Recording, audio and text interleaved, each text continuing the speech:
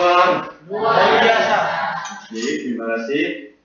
Walaupun keadaannya andai kata kurang baik, tapi semoga Tuhan memberkati ibadah kita dan Tuhan memberi iman, sehingga melalui iman yang Tuhan berikan, kita dapat mengalahkan segala keadaan-keadaan yang ternyata kurang baik.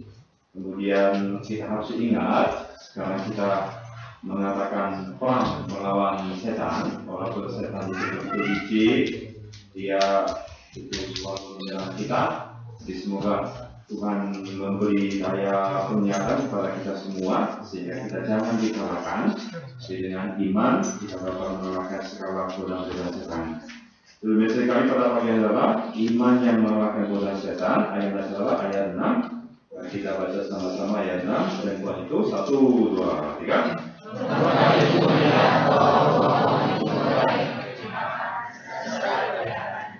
Lagi pula pohon itu menaik hati karena memberi Tuhan dia. Lalu dia mengambil dari tuannya dan dimakannya. Dan diberikan juga kepada suami. Dan suaminya pun memakan. Oke, kita setelah Bapa kami yang bertata di surga, kami sungguh berterima kasih.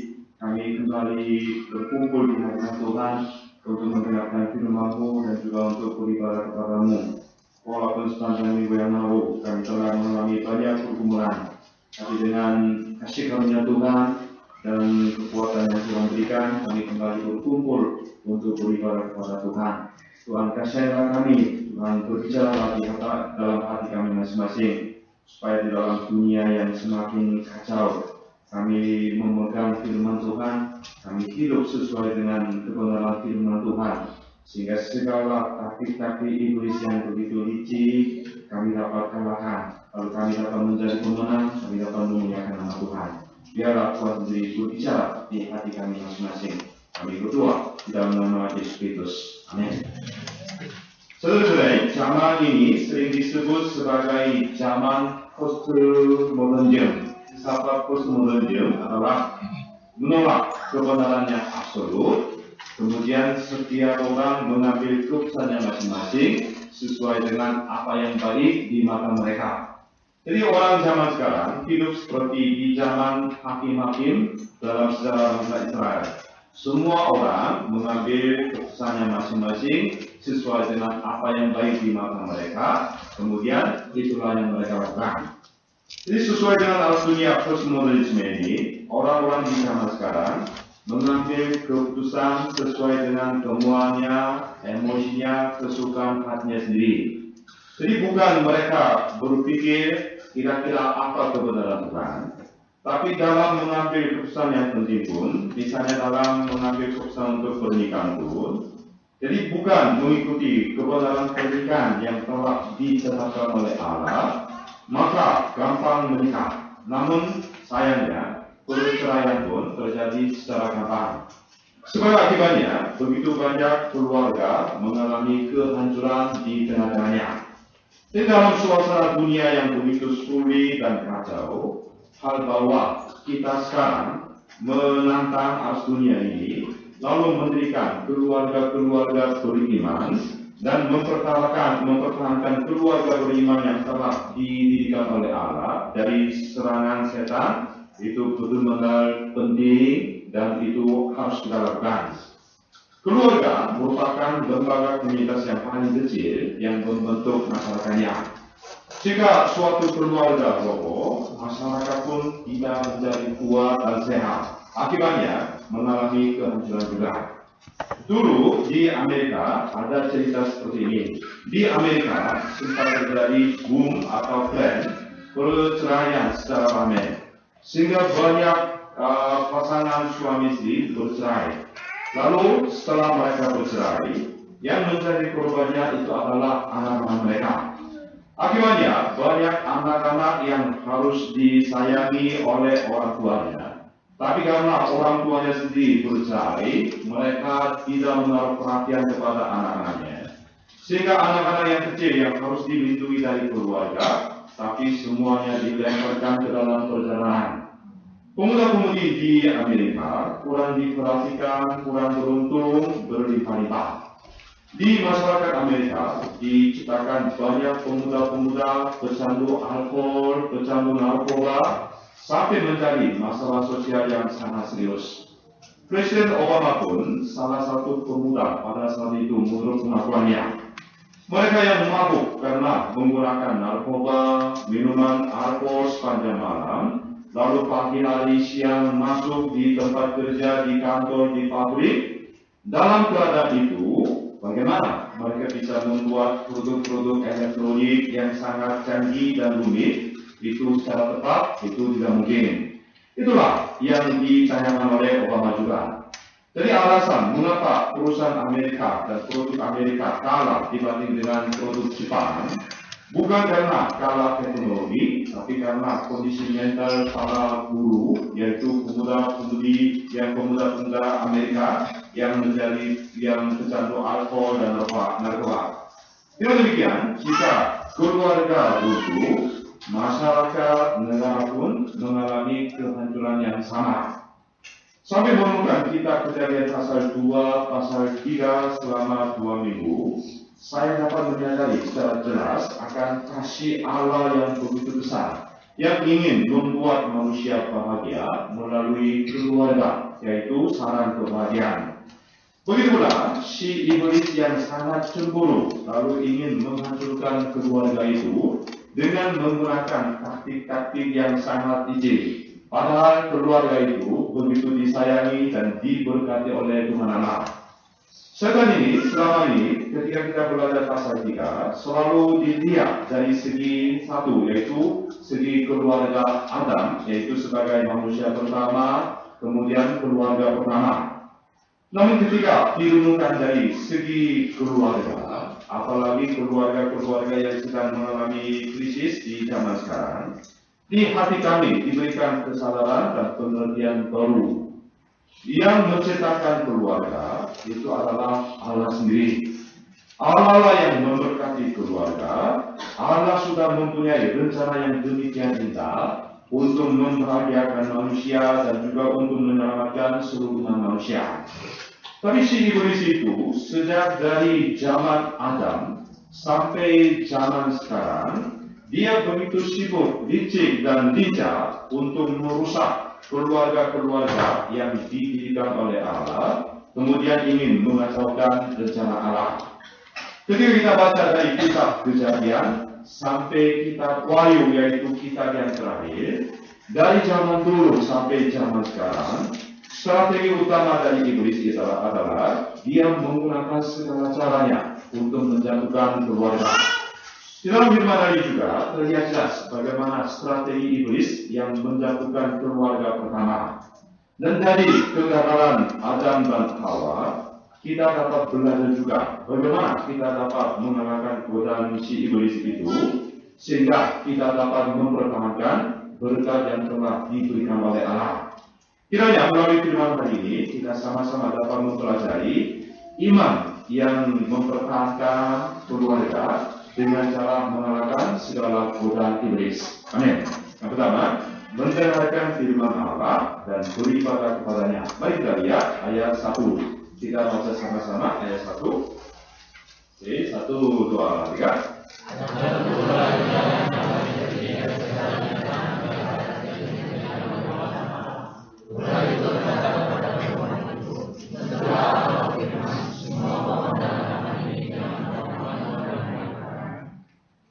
Adapun ular ialah yang paling cerdik dari segala binatang di darat yang dijadikan oleh Tuhan Allah. Kata cerdik dalam pengertian yang baik adalah bijaksana, pintar, hati-hati. Sedangkan dalam maksud yang tidak baik adalah pandai menipu, licik, dan oportunis. Ular itu sebenarnya diciptakan Allah sebagai suatu makhluk yang paling pintar dan indah di antara binatang-binatang yang lain.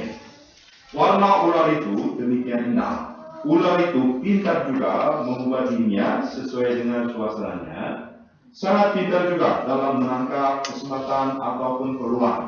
Maka bila mana didapati kelemahan dari lawannya, dia langsung menyerang untuk menghabisinya.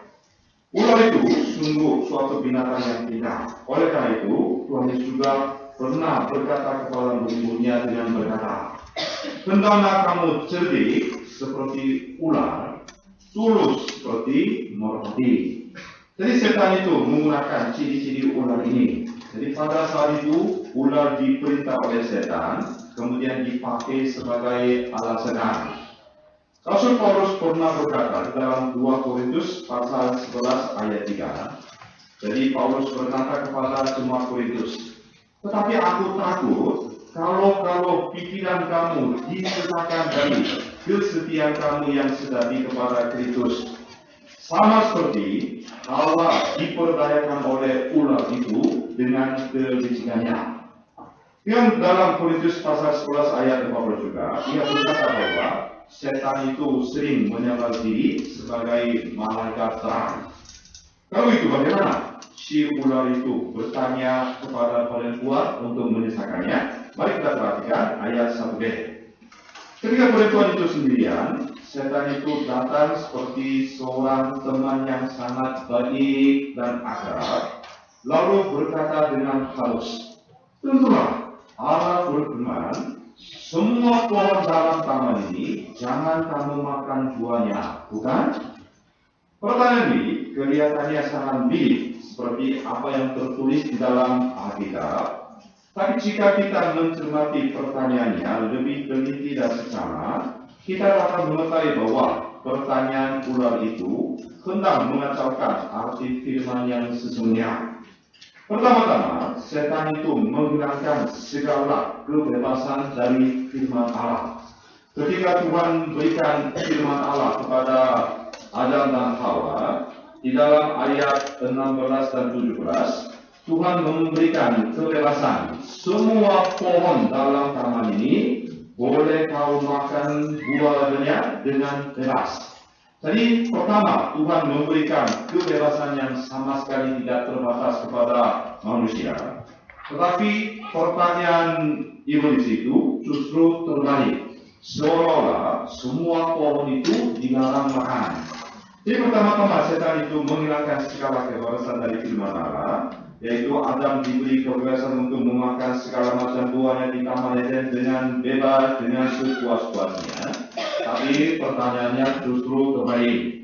Setan ingin membuat si perempuan mulai berpikir tentang firman Allah bukan hanya dari segi politik, tapi dari negatif. Lagi pula, setan menggunakan kata tentulah untuk menanamkan keyakinan. Kemudian yang kalimat yang terakhir, dia menggunakan bukan. Jadi apa yang ia punya supaya itu ditanamkan di hati perempuan juga. Untuk menanamkan keraguan akan firman Allah di dalam hati perempuan, dia menggunakan taktik-taktik yang begitu licik. Setan itu ingin membuat perempuan itu berpikir lagi tentang firman Allah, jangan dari segi positif, tapi dari negatif. Jangan secara absolut atau jangan polos, tapi dia harus berpikir dengan menggunakan logikanya sendiri. Keraguan mempunyai kuasa yang mampu menjatuhkan manusia. Jadi seorang yang skeptis yang bernama David Hume pernah berkata, keraguan adalah sama dengan seekor tikus yang sedang memakan hati manusia. Jadi walaupun Allah tidak layak dipertanyakan, setan menanamkan benih keraguan di hati perempuan, agar perempuan itu mulai curiga, mulai ragu-ragu akan kepribadian Allah dan kemudian tentang kebenaran firman-Nya. Maksud pertanyaan setan itu adalah, hei, kamu jangan percaya begitu saja akan firman Tuhan, tetapi kamu harus berpikir mengapa Allah memberikan larangan itu. Kenapa Tuhan memberikan pohon pengetahuan tentang yang baik yang jahat itu kepada kamu? Segala dosa selalu dimulai ketika kita mempunyai keraguan akan kebaikan Tuhan, kasih Tuhan. Seperti ketika tubuh kita lemah, sangat mudah kita diserang berbagai penyakit. Ketika di dalam hati dan jiwa kita juga, kalau kurang firman Tuhan, kita pun sangat mudah terjebak dalam percobaan-percobaan setan yang begitu licik. Bila mana timbul keraguan semacam ini di hati kita, kita harus sadar bahwa hal itu adalah pekerjaan setan, langsung mengalahkannya, dengan pesan roh, yaitu Roh Kudus dan firman Allah.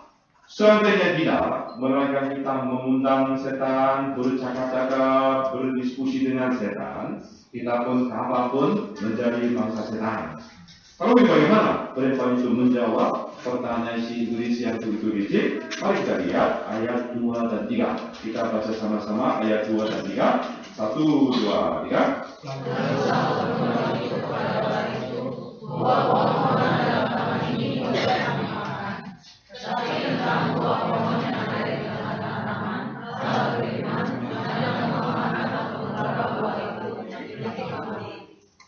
Saudara-saudara, apakah ada perbedaan jawaban perempuan ini dengan perintah Allah? Kalau kita perhatikan dengan sesama, kita Kejadian pasal 2 ayat 16-17, isu firman Tuhan berbunyi sebagai berikut. Lalu Tuhan Allah memberi perintah ini kepada manusia, semua pohon dalam taman ini boleh kau makan buahnya dengan bebas, tetapi pohon pengetahuan tentang yang baik dan yang jahat itu janganlah kau makan buahnya, sebab pada hari engkau memakannya, pastilah engkau mati. Jawab si perempuan ini memang kelihatannya mirip-mirip seperti firman Allah yang tertulis di dalam kitab Kejadian pasal 2 ayat 16-17. Tapi sebenarnya sama sekali tidak sama. Perempuan ini mengingatkan firman Allah yang bunyinya semua pohon. Dia mengatakan pohon-pohon. Jadi kata semua itu dihilangkan. Boleh kau makan buahnya, ini juga dihilangkan. Dengan bebas itu juga dihilangkan. Jadi karena sudah terpengaruh tadi, karena pertanyaan iblis itu semua pohon dilarang makan, bukan? Karena itu pertanyaan itu sudah terpengaruh, sehingga kebebasan-kebebasan yang diberikan oleh Allah itu dihilangkan, seolah-olah itu anggap suatu hal yang biasa-biasa saja. Bila mana dari firman Allah kebebasan itu dicabut, apa yang tinggal itu hanya paksaan atau hukuman atau larangan saja.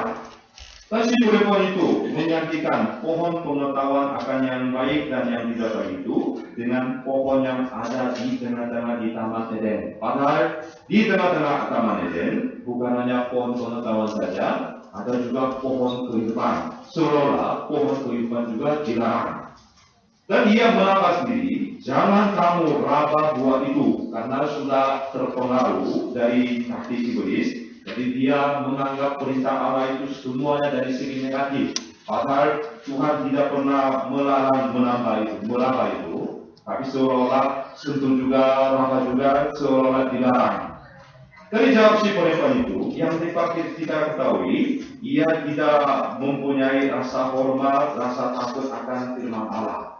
Kemudian Tuhan mengatakan, pastilah engkau mati, tapi perempuan mengatakan, kami mati. Artinya, bisa mati, bisa juga tidak. Jadi dari jawaban perempuan itu, tidak ada sifat keabsolutan, kehormatan, ketakutan terhadap firman Allah.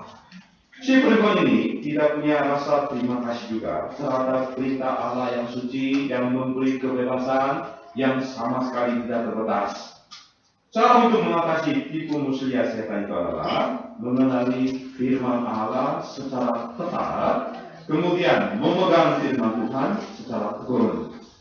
Di dalam kitab Mazmur 119 ayat 11, Raja Daud pernah berkata, dalam hatiku aku menyimpan janjimu supaya aku jangan berdosa terhadap engkau. Di dalam hati kita, firman Tuhan harus disimpan, kemudian kita direnungkan, kemudian kita berpegang teguh kepada firman Tuhan. Kesalahan fatal yang dilakukan oleh perempuan itu adalah ia sepertinya tahu akan firman Allah, tapi tahunya secara asal-asalan, sehingga ketika satu-satu dicek, berarti dia bukan tahu, tapi tidak tahu tentang firman Tuhan. Ketika si iblis bertanya secara negatif, andai kata perempuan itu memegang firman Tuhan, kemudian mengutip kitab Kejadian pasal 2, 16, 17 itu dengan menjawab dengan tegas. Tidak. Tuhan Allah berfirman kepada kami, semua pohon dalam taman ini boleh kami makan buahnya dengan bebas, tapi hanya pohon pengetahuan tentang yang baik dan yang jahat kami dilarang makan, karena kalau hari ini kami makan buahnya, karena kami pasti akan mati. Kalau perempuan itu menjawab seperti itu, pasti si iblis itu tidak dapat berbuat apa-apa terhadap perempuan. Namun karena perempuan itu mengetahui firman Allah secara asal-asalan, kemudian kita tahu secara tepat, maka dia menjadi bangsa setan. Setan tidak mungkin ketika perempuan itu memperlihatkan kelemahannya, dibiarkan tidak.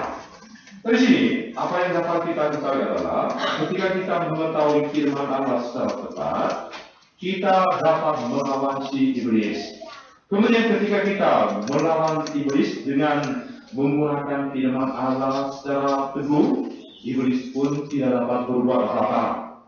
Ketika iblis menggoda Tuhan Yesus di dalam Injil Matius pasal 14, Tuhan Yesus selalu mengatakan kaki musuhnya iblis, godaan-godaan iblis itu, dengan mengutip firman kitab Ulangan. Tuhan Yesus selalu menjawab, ada tertulis. Kemudian Yesus melawan godaan iblis itu dengan menggunakan firman yang tertulis.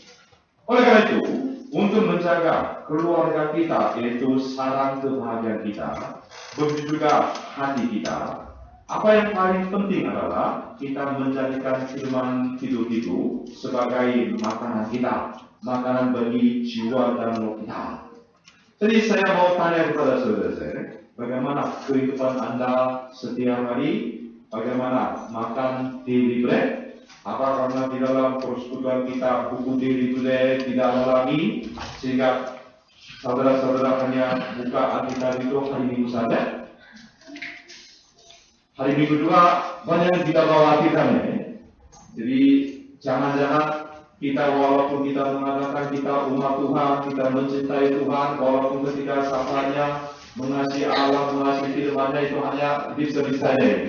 Jadi tidak pernah menyentuh Alkitab sepanjang minggu, kemudian seringkali kita puasa makanan rohani, hanya mendengar firman Tuhan satu minggu, kemudian kita mau menang.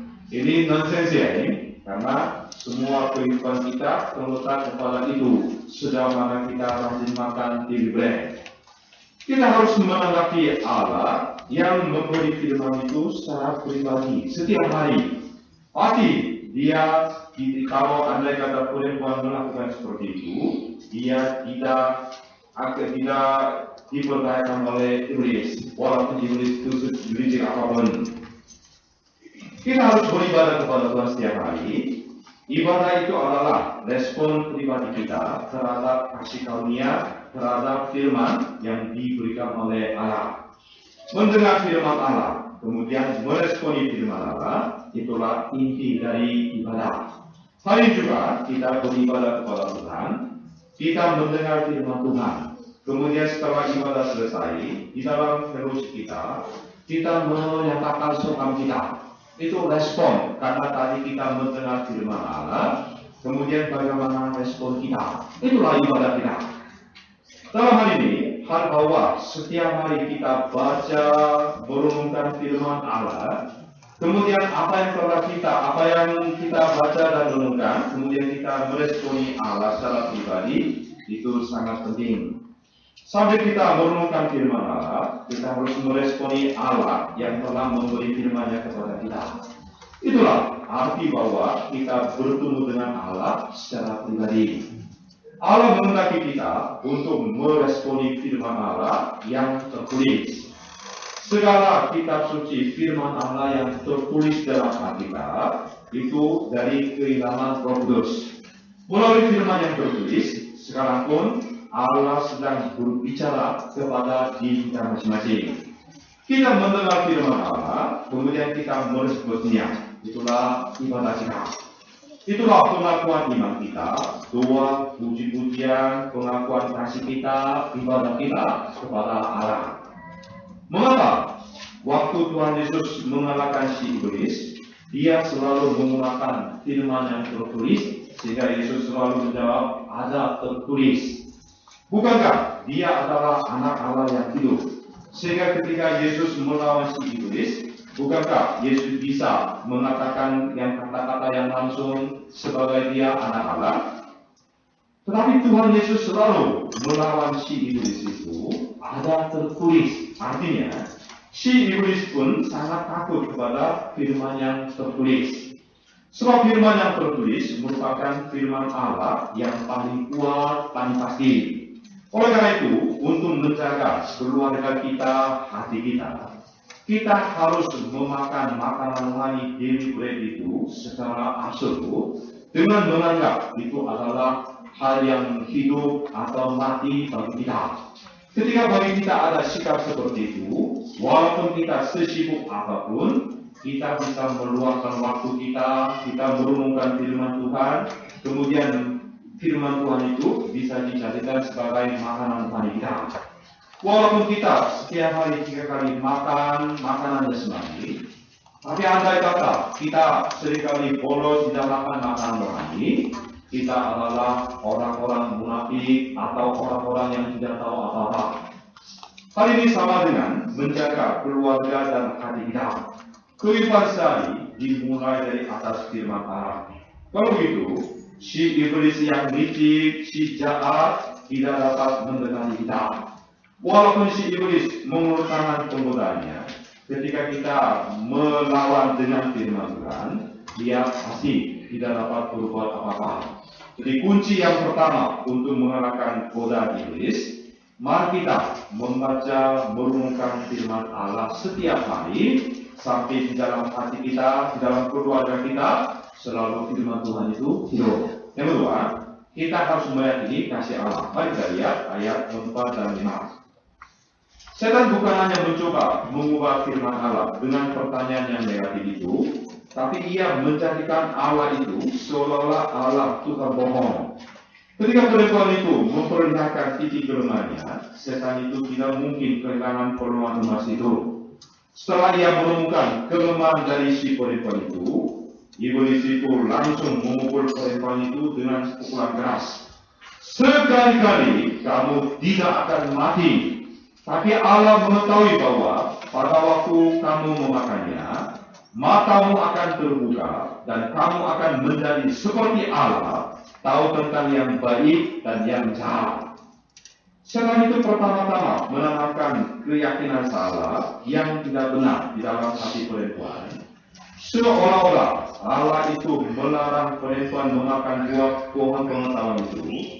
Seolah-olah Allah takut manusia jangan menjadi seperti dia. Begitu pula, ia mengatakan bahwa walaupun buah itu dimakan, manusia tidak akan mati sama sekali. Tidak demikian, ia membantah semua firman Allah bertolak belakang. Setelah setan itu menanamkan keyakinan salah, kemudian itu menanamkan juga kesombongan di dalam hati si perempuan. Seolah-olah perempuan itu, andai kata makan buah pohon pengetahuan, dia bisa menjadi seperti Allah. Betapa herannya, andai kata manusia memang seperti apa yang dikatakan oleh iblis, digodai oleh iblis, manusia benar-benar dapat menjadi seperti sang pencipta. Tapi bila mana hati seseorang menjadi demikian sombong, mata rohaninya menjadi tertutup, sehingga tidak dapat melihat apa-apa, tidak dapat membedakan apa-apa. Alasan atau penyebab utama dari kejatuhan manusia ke dalam dosa itu adalah kesombongan. Oleh karena itu, Rasul Agustinus juga pernah berkata, kesombongan adalah akar dari segala dosa. Kitab Amsal pasal 16 ayat 8 juga berbunyi, kecorkakan mendahului kehancuran dan tinggi hati mendahului kejatuhan. Lagi pula setan membuat si perempuan melakukan kasih Allah dengan berkata bahwa Allah itu takut manusia menjadi seperti dirinya sendiri. Apabila kita juga melakukan kasih Allah, kita juga tidak kuat. Kemudian apabila kita juga melakukan kasih gembala kita, hubungan kita dengan gembala pun menjadi terputus. Apapun dikatakan oleh gembala, walaupun gembala mengatakan dalam arti untuk menolong dombanya, tapi kalau di hati domba sudah melakukan kasih gembala, apapun dikatakan yang hal yang baik itu tidak bisa diterima, karena semuanya dilihat dari yang mata minim. Jadi walaupun 1000 kata yang berupa nasihat-nasihat yang sangat baik diucapkan oleh gembala, satu pun tidak dapat diterimanya. Dengan demikian, bila mana kita meragu-ragukan kasih Allah, kita pun akan curiga kepada kasih Allah. Akhirnya, kita akan jauh dari Tuhan, kemudian kita mengkhianati Allah. Rahasia untuk mengalami kemenangan dalam keadaan seburuk apapun adalah kita tidak meragukan kasih Allah, tetapi percaya saja. Sampai mengingat Allah yang mengorbankan Yesus Kristus untuk menyelamatkan diri kita. Rasul Paulus mengalami banyak penderitaan ketika dia menjalani karya Tuhan. Banyak orang yang tadinya mengikuti Paulus, mereka semua menjadi pengkhianat. Kemudian banyak orang Yahudi menganggap Paulus itu sebagai seorang provokator, pengkhianat. Kemudian mereka ingin membunuh Paulus karena Paulus dianggap sebagai seorang pemimpin sekte. Domba-domba yang pernah dilayani juga semuanya melarikan diri. Kemudian Paulus juga sering berada dalam kemiskinan, kelaparan, bahaya. Dia bukan dipuji oleh manusia-manusia, tetapi dijadikan sebagai penjahat, lalu ditangkap di penjara. Seakan-akan Paulus telah melakukan dosa-dosa yang sangat keji dan yang besar. Dalam keadaan yang begitu kurang baik, betapa mudahnya Rasul Paulus menjadi putus asa, luka hati, frustrasi, tapi ia sama sekali tidak menjadi sawar hati, tidak menjadi sedih. Ia tidak menjadi kecewa karena dia yakin akan kasih Allah. Ia benar-benar yakin akan kasih Allah yang telah menyerahkan Yesus Kristus sebagai korban pendamaian. Kalau kita buka kitab Roma pasal 8 ayat 33 sampai 37, Rasul Paulus bernyanyi tentang kasih Allah yang telah ia alami. Siapakah yang akan memisahkan kita dari kasih Kristus? Penindasan atau kesesakan atau penganiayaan atau kelaparan atau keterandaran atau bahaya atau perang, seperti ada tulis, oleh karena engkau kami ada dalam bahaya maut sepanjang hari, kami telah dianggap sebagai domba-domba sembelihan, tapi dalam semuanya itu kita lebih daripada orang-orang yang menang oleh Dia yang telah mengasihi kita. Dan Rasul Paulus yakin akan kasih Allah ini, walaupun keadaan kalau dilihat dari segi manusiawi begitu tidak baik, tapi dia selalu penuh dengan yakin, semangat tentang kasih Allah. Kemudian dia dapat berlari sebagai seorang beriman, sebagai seorang hamba Tuhan. Niat dan strategi si setan itu sangat jelas, yaitu menanamkan keraguan-raguan akan kasih Allah, agar dia, perempuan itu, jangan taat kepada firman Allah, kemudian jauh dari Tuhan. Dan setelah hubungannya dengan Allah menjadi lengang, yang perempuan itu mau dijadikan sebagai budaknya sendiri. Taktik ini sama dengan yang ketika iblis menggunakan kepada diri kita juga. Di antara kita juga, ketika ada masalah, selalu menyendiri diri sendiri, kemudian mau jauh dari pergaulan persekutuan. Hati-hati, jangan sampai kita menjadi mangsa setan. Ketika si singa juga, waktu menangkap mangsanya, kalau dia ketemu kuda, kalau kuda satu itu pasti tidak kuat, sehingga itu gampang dimakan oleh singa. Tapi ketika kuda juga, domba-domba juga mereka berkumpul, si singa juga tidak berani untuk menyerangnya. Tapi dia sengaja di tengah-tengah lari, kalau itu domba-domba kumpulannya terpecah dua, kemudian di tengah-tengah singanya lari lagi, terpecah lagi, kemudian ada pasti domba-domba yang terkecil, hanya satu dua, itu dijadikan sebagai makanannya. Jadi semoga kita jangan disesakan, dipertanyakan oleh iblis seperti apa yang dialami oleh perempuan atau nanti Adam, tapi kita yakin akan kasih Tuhan.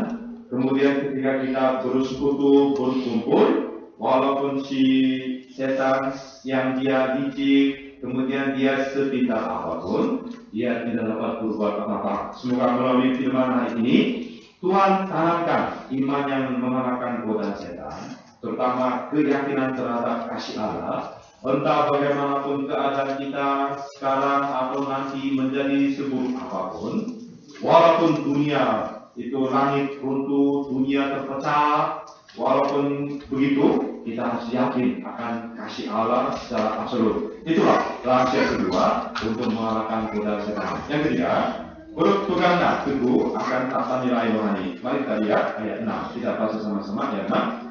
Oke. 1, 2, 3. Ayat 6.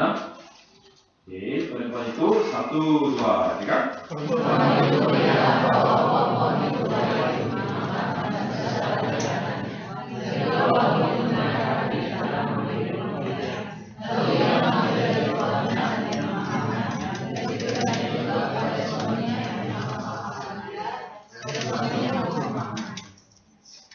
Setelah mendapat serangan dari si ular, bagaimana perubahan yang terjadi di hati perempuan itu? Kita lihat ayat 6 sekali lagi. Perempuan itu melihat bahwa buah pohon itu baik untuk dimakan, sedap kelihatannya, lagi pula pohon itu menarik hati karena memberi pengertian. Lalu ia mengambil dari buahnya dan dimakannya dan diberikannya juga kepada suaminya yang bersama-sama dengan dia, dan suaminya pun memakannya. Di dalam hati perempuan timbul juga keserakahannya ketika buah pohon pengetahuan tentang yang baik yang tidak baik itu dilihat dari mata keserakahan. Pohon itu sungguh kelihatan begitu enak, sedap untuk dimakan. Sungguh godaan si iblis itu demikian kuat sehingga walaupun tadinya biasa-biasa, tapi kini mata perempuan itu berubah sehingga buah pohon itu kelihatan baik untuk dimakan, sedap kelihatannya, lagi pula menarik hati karena memberi pengertian. Inilah sesungguhnya godaan setan yang sangat dahsyat. Pertama-tama, Hawa itu ingin memakan buah pohon pengetahuan itu. Kita sering tergoda karena soal makanan, karena kebutuhan daging kita. Sebenarnya soal makan, yaitu kebutuhan daging kita, itu sangat penting karena manusia terdiri bukan hanya roh saja, tapi ada daging, sehingga kebutuhan daging itu tidak bisa diabaikan. Makanan selalu memuaskan kebutuhan dan keinginan daging. Bila mana kita lapar, kita sama sekali tidak bahagia. Tetapi sebaliknya, walaupun andai kata kita menjadi kenyang, belum tentu kita bahagia.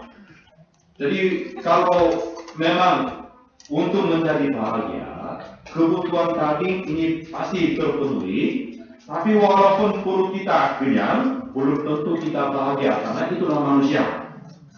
Godaan yang berikutnya adalah sedap kelihatannya, yaitu keinginan mata itu dipuaskan.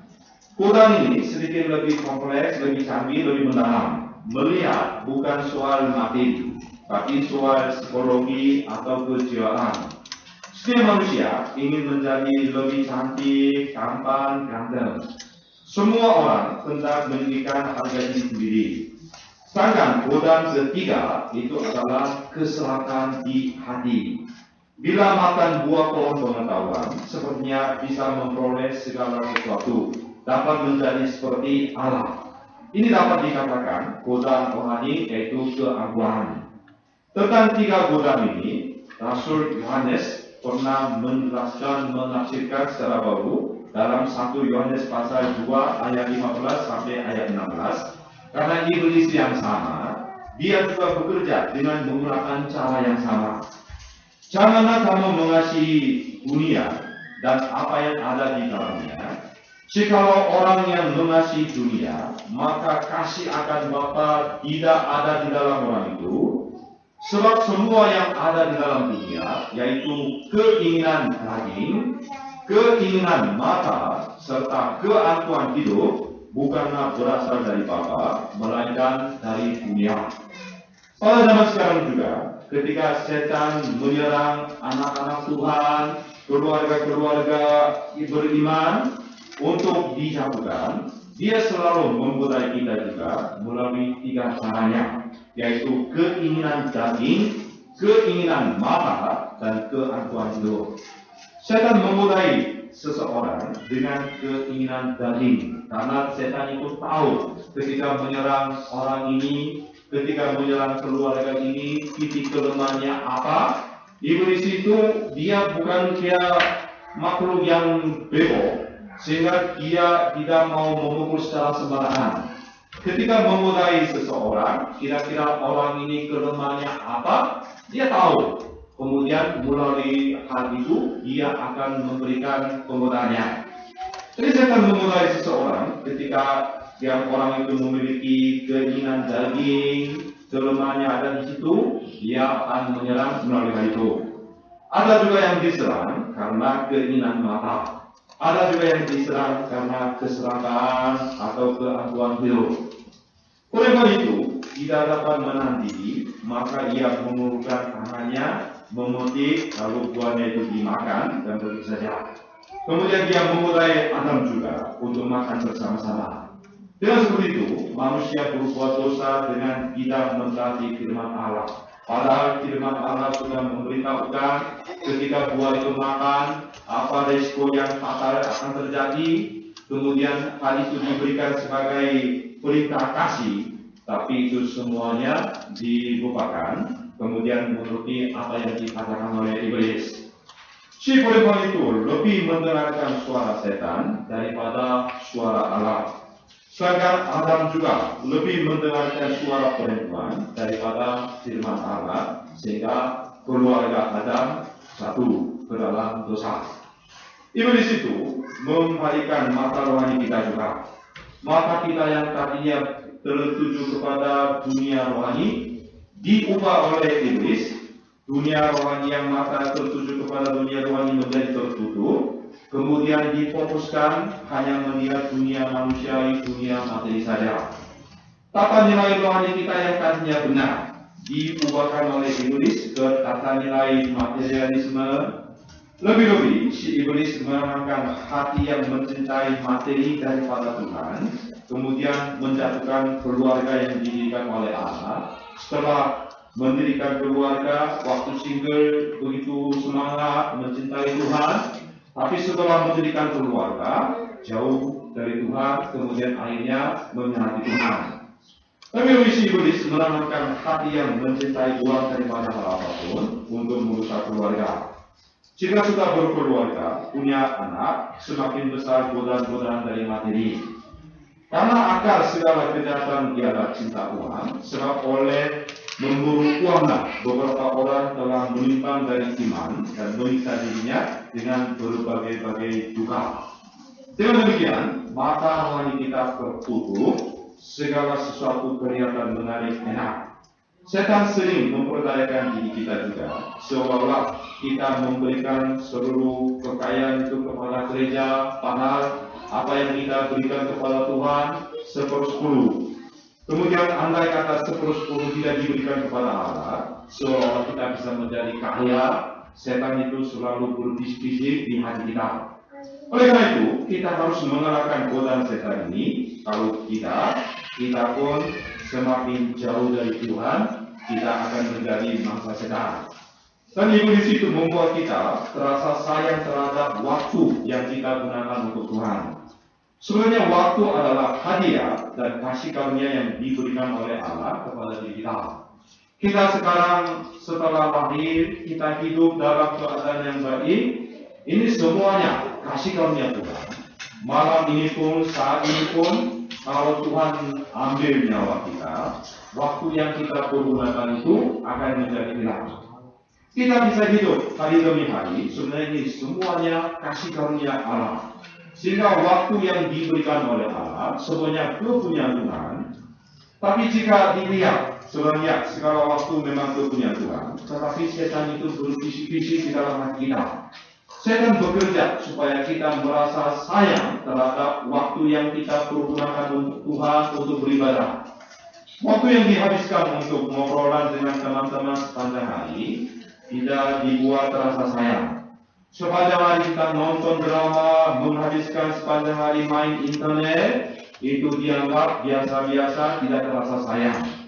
Tapi ketika kita beribadah kepada Tuhan, walaupun dianggap waktunya dibuat oleh iblis, itu dianggap sayang, padahal hanya sebentar saja. Dalam seminggu di antara 168 jam, hanya beberapa jam saja kita gunakan untuk Tuhan. Waktu hari ibadah hari Rabu, hari Kamis, hari Minggu, tapi iblis itu seolah-olah semua waktu sepanjang hari kita terikat kepada Tuhan, waktu kita semuanya digunakan untuk Tuhan, iblis itu bekerja seperti itu. Dan salah satu jalur yang dipergunakan oleh iblis pada zaman sekarang itu adalah godaan-godaan dosa seksual.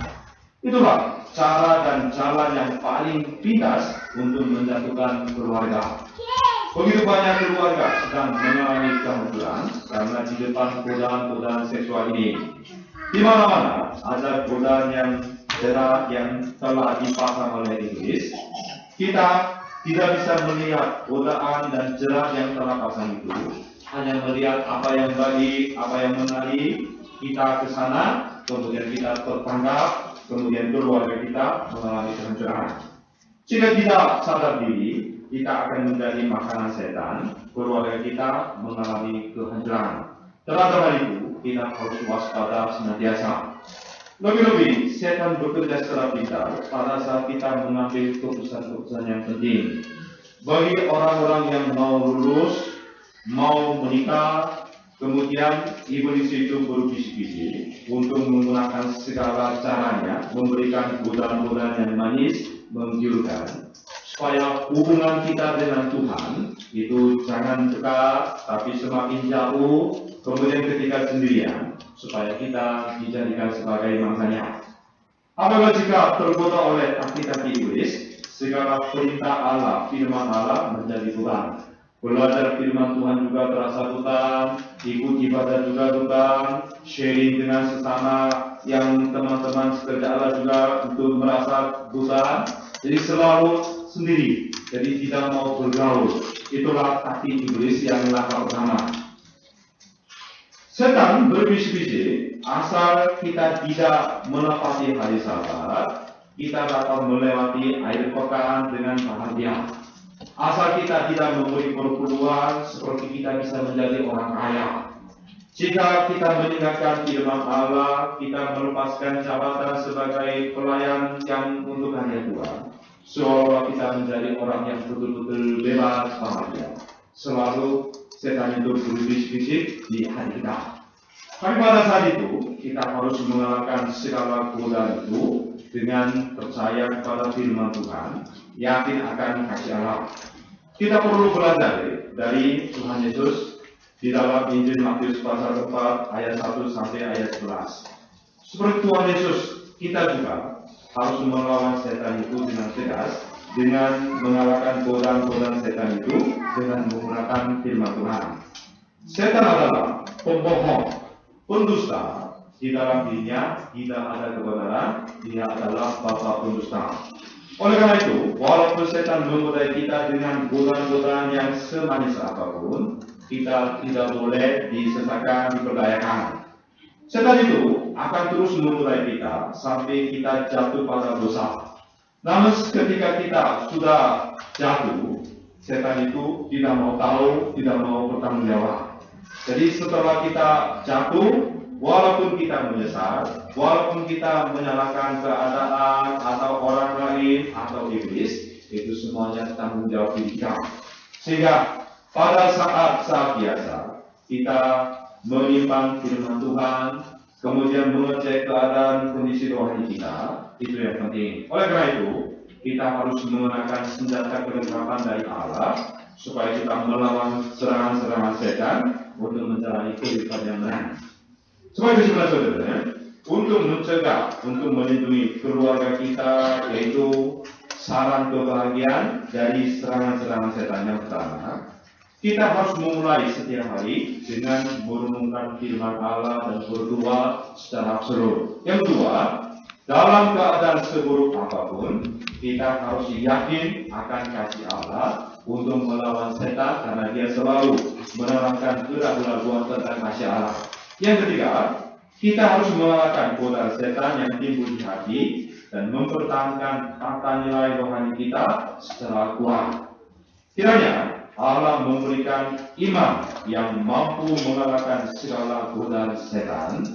Kemudian diarahkan keluarga kita didirikan kuat di atas firman Allah dan kasih Allah, supaya kita terus menanggung berkat kasih karunia Allah dengan memuliakan nama Tuhan. Amin.